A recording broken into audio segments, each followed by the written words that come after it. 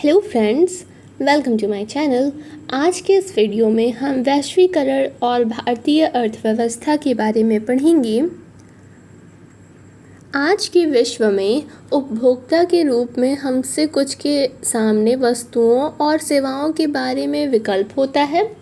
विश्व के शीर्षस्थ निर्माताओं द्वारा निर्मित डिजिटल कैमरे, मोबाइल फ़ोन और टेलीविज़न के कई नए मॉडल हमारे लिए सुलभ हैं। हमेशा भारत की सड़कों पर गाड़ियों के नए मॉडल देखे जा सकते हैं। वो दिन गुजर गए जब भारत की सड़कों पर केवल एम्बेसडर और फिएट कारें ही दिखाई देती थीं।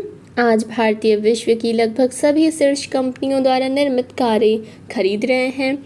कई दूसरी वस्तुओं के ब्रांडों में भी इसी प्रकार की बहुत तेज़ी से वृद्धि देखी जा सकती है। कमीजों से लेकर टेलीविज़न और प्रसंस्कृत फलों के रस तक हमारे बाज़ारों में वस्तुओं के बहुव्यापी विकल्प अपेक्षाकृत नवीन परिघटना है। 2 दशक पहले भी आपको भारत के बाज़ारों में वस्तुओं की ऐसी विविधता नहीं मिलेगी। कुछ ही वर्षों में हमारा बाज़ार पूरी तरह बदल जाता है। हम इस तीव्र परिवर्तन को कैसे समझ सकते हैं? ऐसे कौन से कारक हैं जो इन परिवर्तनों को ला रहे हैं और ये परिवर्तन लोगों का जीवन किस प्रकार प्रभावित कर रहे हैं? इस चैप्टर में हम इन्हीं सारे क्वेश्चंस का आंसर जानेंगे। Production across countries. 20वीं शताब्दी के मध्य तक उत्पादन मुख्यतः देशों की सीमाओं के अंदर ही सीमित था। इन देशों की सीमाओं को लांघने वाली वस्तुओं में केवल कच्चा माल, खाद्य पदार्थ और तैयार उत्पाद ही थे। भारत जैसे उपनिवेशों से कच्चा माल और खाद्य पदार्थ निर्यात होते थे और तैयार वस्तुओं का आयात होता था। व्यापार ही दूरस्थ देशों को आपस में जोड़ने का मुख्य जरिया था। ये बड़ी कंपनियों, जिन्हें बहुराष्ट्रीय कंपनियां कहते हैं, वो परिदृश्य पर उभरने से पहले का युग था। एक बहुराष्ट्रीय कंपनी वो होती है जो एक से अधिक देशों में उत्पादन पर नियंत्रण और अपना स्वामित्व रखती है। बहुराष्ट्रीय कंपनियां उन प्रदेशों में कार्यालय और उत्पादन के कारखाने स्थापित करती है जहां उन्हें सस्ता श्रम और कई संसाधन मिल सकते हैं। उत्पादन लागत में कमी करने और अधिक लाभ कमाने के लिए बहुराष्ट्रीय कंपनियां ऐसा करती हैं। यहाँ पर spreading of production by an MNC, यहाँ एक कंपनी के बारे में बताया गया, आप इसे रीड कर सकते हैं। Interlinking production across countries.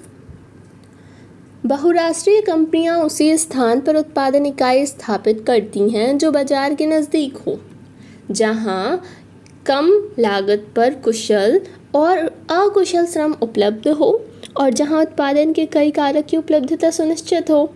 साथ ही बहुराष्ट्रीय कंपनियां सरकारी नीतियों पर भी नज़र रखती हैं जो उनके हितों का देखभाल करती हैं। आप बाद में इस चैप्टर में सरकारी नीतियों के बारे में भी आगे पढ़ेंगे। इन परिस्थितियों को सुनिश्चित करने के बाद ही बहुराष्ट्रीय कंपनियां उत्पादन के लिए कार्यालयों और कारखानों की स्थापना करती है। परिसंपत्तियों जैसे कि भूमि, मशीन, भवन और कई उपकरण की खरीद में व्यय की गई पैसों को निवेश कहते हैं। बहुराष्ट्रीय कंपनियों द्वारा दिए गए निवेश को विदेशी निवेश यानी इन्वेस्टमेंट, फॉरेन इन्वेस्टमेंट कहते हैं। कोई भी निवेश इस आशा से किया जाता है कि ये परिसंपत्तियां लाभ अर्जित करेगी।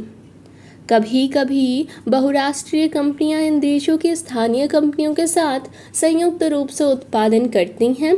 संयुक्त उत्पादन से स्थानीय कंपनी को दोहरा लाभ होता है। पहला, बहुराष्ट्रीय कंपनियां उसके अलावा निवेश के लिए धन प्रदान कर सकती है, जैसे कि तीव्र उत्पादन के लिए, मशीनें खरीदने के लिए, और दूसरा, बहुराष्ट्रीय कंपनियां उत्पादन की नवीनतम प्रौद्योगिकी अपने साथ ला सकती है। लेकिन बहुराष्ट्रीय कंपनियों के निवेश का सबसे आम रास्ता स्थानीय कंपनियों को खरीदना और उसके बाद उत्पादन का प्रसार करना होता है। आप यहाँ पर पिक्चर में देख सकते हैं, ये विकासशील देशों में उत्पादित जींस यूएसए का है, जहां 6500 रुपये में ये बेची जा रही है। और फिर यहाँ पर भी एक पिक्चर है जो लुधियाना के एक घर में एक बड़ी बहुराष्ट्रीय कंपनियों के लिए फुटबॉल का निर्माण कर रही हैं ये सारी women. Foreign trade and integration of markets. लंबे समय से विदेश व्यापार कई देशों को आपस में जोड़ने का मुख्य माध्यम रहा है। इतिहास में आपने भारत और दक्षिण एशिया को पूर्व और पश्चिम के बाजारों से जोड़ने वाले व्यापार मार्गों और इन मार्गों से होने वाले गहन व्यापार के बारे में पढ़ा होगा। आपको ये भी याद होगा कि व्यापारिक हितों के कारण ही व्यापारिक कंपनियां जैसे ईस्ट इंडिया कंपनी भारत की ओर आकर्षित हुई। आखिरकार विदेशी व्यापार का बुनियादी काम क्या है? सरल शब्दों में कहा जाए तो विदेश व्यापार घरेलू बाजारों यानी कि अपने देश के बाजारों से बाहर के बाजारों में पहुंचने के लिए उत्पादकों को एक अवसर प्रदान करता है। उत्पादक केवल अपने देश के बाजारों में ही अपने उत्पाद नहीं बेच सकते, बल्कि विश्व के कई देशों के बाजारों में भी प्रतिस्पर्धा कर सकते हैं। इसी प्रकार दूसरे देशों में उत्पादित वस्तुओं के आयात से खरीदारों के समक्ष उन वस्तुओं के घरेलू उत्पादन के कई विकल्पों का विस्तार होता है। अब वैश्वीकरण क्या है, आइए इसके बारे में जान लेते हैं। कई 2-3 दशक से अधिकांश बहुराष्ट्रीय कंपनियां विश्व में उन स्थानों की तलाश कर रही हैं जो उनके उत्पादन के लिए सस्ते हों। इन देशों में बहुराष्ट्रीय कंपनियों के निवेश में वृद्धि हो रही है। साथ में कई देशों के बीच विदेश व्यापार में भी तीव्र वृद्धि हो रही है। विदेश व्यापार का एक बड़ा भाग बहुराष्ट्रीय कंपनियों द्वारा नियंत्रित है, जैसे कि भारत में फोर्ड मोटर्स का कार संयंत्र केवल भारत के लिए कारों का निर्माण नहीं करता, बल्कि वो कई विकासशील देशों को कारें और विश्व भर में अपने कारखानों के लिए कार पुर्जों का भी निर्यात करता है। इसी प्रकार अधिकांश बहुराष्ट्रीय कंपनियों के क्रियाकलाप में वस्तुओं और सेवाओं का बड़े पैमाने पर व्यापार शामिल होता है। आप यहाँ पिक्चर में देख सकते हैं, ये बोल रहा है कि वैश्वीकरण में मज़ा है। ध्यान रहे, आप हमारी दुनिया से खेल रहे हैं, किसी दिन आपको इसकी कीमत चुकानी पड़ेगी, ये बच्ची बोलती है। आप इस पिक्चर से काफ़ी कुछ समझ रहे होंगे। अधिक विदेश व्यापार और अधिक विदेशी निवेश के बाद कई देशों के बाजारों और उत्पादन में एकीकरण हो रहा है। Factors that have enabled globalisation. प्रौद्योगिकी में कई उन्नति और मुख्य कारक हैं जिसने वैश्वीकरण की प्रक्रिया को उत्प्रेरित किया है, जैसे कि विगत 50 सालों में परिवहन प्रौद्योगिकी में बहुत उन्नति हुई है। इसने लंबी दूरियों तक वस्तुओं की तीव्रतर आपूर्ति को कम लागत पर संभव किया है। इससे भी अधिक उल्लेखनीय है कि सूचना और संचार प्रौद्योगिकी का विकास किया है। यहाँ पर आप देख सकते हैं containers for transport of goods का पिक्चर है। वर्ल्ड ट्रेड ऑर्गेनाइजेशन, हमने देखा कि कुछ बहुत प्रभावशाली अंतर्राष्ट्रीय संगठनों ने भारत में विदेश व्यापार और विदेशी निवेश के उदारीकरण का समर्थन किया।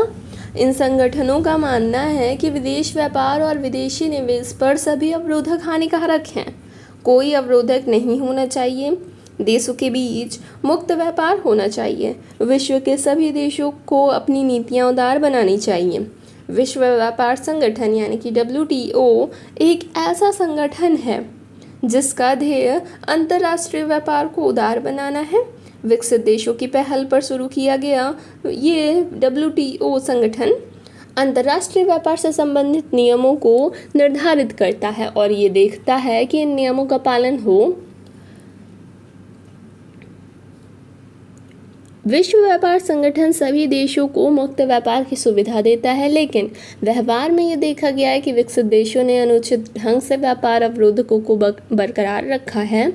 दूसरी ओर विश्व व्यापार संगठन के नियमों ने विकासशील देशों के व्यापार अवरोधों को हटाने के लिए विवश किया है। इसका एक एग्जाम्पल कृषि उत्पादकों के व्यापार पर वर्तमान की बहस है। आप यहाँ पर इसको रीड कर सकते हैं, डिबेट ऑन ट्रेड प्रैक्टिसेस। अब भारत में इसका प्रभाव क्या पड़ा? 20 सालों में भारतीय अर्थव्यवस्था के वैश्वीकरण ने एक लंबी दूरी तय की है। इसका लोगों के जीवन पर क्या प्रभाव पड़ा है?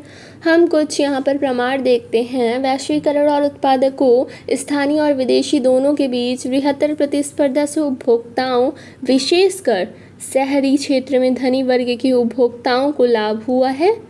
इन उपभोक्ताओं के समक्ष पहले से अधिक विकल्प हैं और वो अब कई उत्पादकों की उत्कृष्ट गुणवत्ता और कम कीमत से लाभान्वित हो रहे हैं। ये लोग पहले की तुलना में आज अपेक्षाकृत उच्चतर जीवन स्तर का आनंद ले रहे हैं। इससे भी आगे वैश्वीकरण ने कुछ बड़ी भारतीय कंपनियों को बहुराष्ट्रीय कंपनियों के रूप में उभरने के योग्य बनाया हुआ है। टाटा मोटर्स मोटर गाड़ियाँ, इंफोसिस IT, रैनबैक्सी यानी कि दवाइयाँ, एशियन पेंट्स यानी कि पेंट, सुंदरम फास्टनर्स कुछ ऐसी भारतीय कंपनियां हैं जो विश्व स्तर पर अपने एक्टिविटीज़ का प्रसार कर रही हैं। वैश्वीकरण ने सेवा प्रदाता कंपनियों, विशेषकर सूचना और संचार प्रौद्योगिकी वाली कंपनियों के लिए नए अवसरों का सृजन किया है।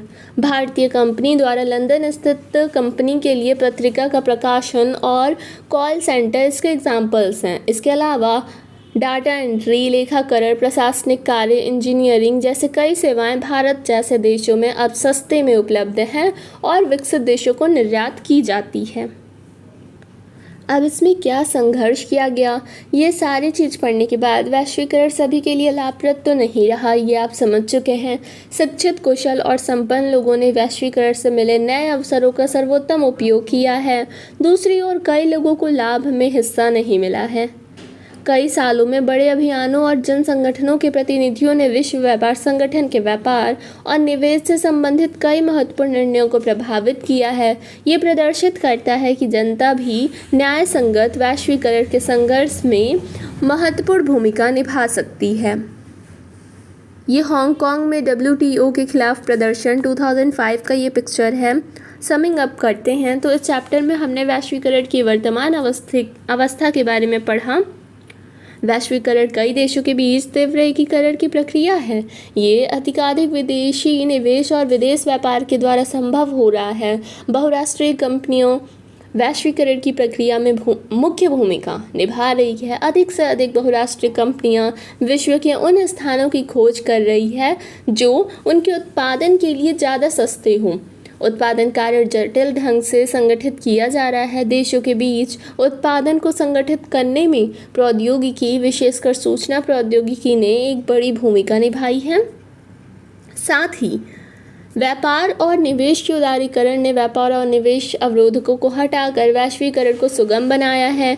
अंतर्राष्ट्रीय स्तर पर विश्व व्यापार संगठन ने व्यापार और निवेश के उदारीकरण के लिए विकासशील देशों पर दबाव डाला है, जबकि वैश्वीकरण से धनी उपभोक्ता और कुशल, शिक्षित और धनी उत्पादक ही लाभान्वित हुए हैं। लेकिन बढ़ती प्रतिस्पर्धा से कई छोटे उत्पादक और श्रमिक प्रभावित हुए हैं। न्याय संगत वैश्वीकरण सभी के लिए अवसरों का सृजन करेगा और ये भी सुनिश्चित करेगा कि वैश्वीकरण के लाभों में सभी की बेहतर हिस्सेदारी हो।